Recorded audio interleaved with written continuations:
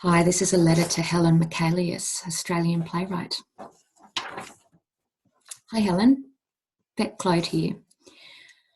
You'll remember me from a project we did last year at the Street Theatre in Canberra.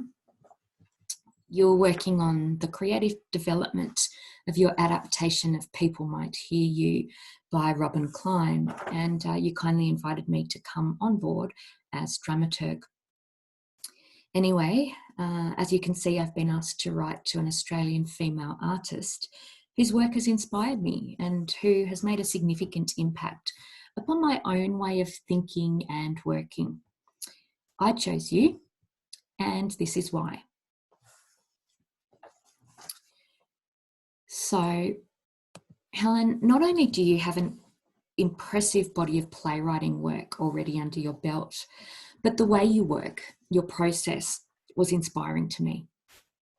From the first day I spent with you in the rehearsal room, I was impressed by your energy and enthusiasm for the creative process. You were completely open to all kinds of feedback, and this made for a very positive and inclusive creative development. As you'll remember, the cast was made up of some younger actors, as well as the experienced director PJ, and a bunch of other creatives. I think I can safely say that we all felt heard and like our contributions were valuable. I also admired the fact that you'd written an adaptation of a work that afforded a bunch of great roles for female actors. So much so that the male lead tried to write himself out of the show initially, until we wouldn't let him. Anyway, what we see here is a nice publicity image from the Street Theatre's website, advertising the public reading of the work, which was the culmination of that week's creative development. I wanted to say another thing I admired about you was your work ethic. I remember you saying that knowing there was only 1 week for the creative development, you wanted to get the absolute most out of it, and you really did. We had fairly long days in the rehearsal room, and then you'd go home at night to continue working, whilst, mind you, looking after baby Alex, who was still quite young at the time.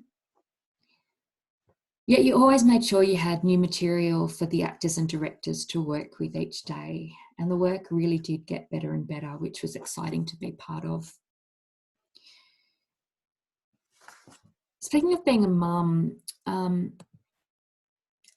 one of the reasons that your work made such an impression on me last year was that at the time I was struggling with returning to work full-time after having my second child.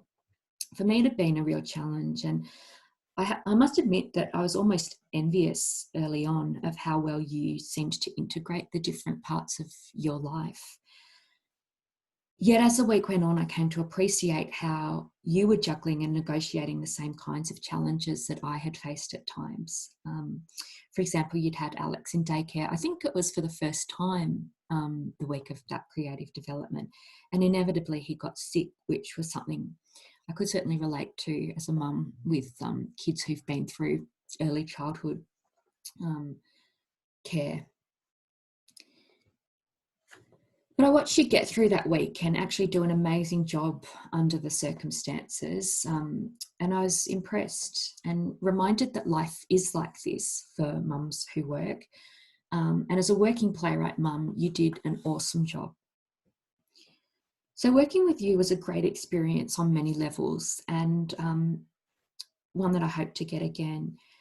Earlier this year, I was tutoring into a playwriting course at the university, and I used the experience to share some insights with my students.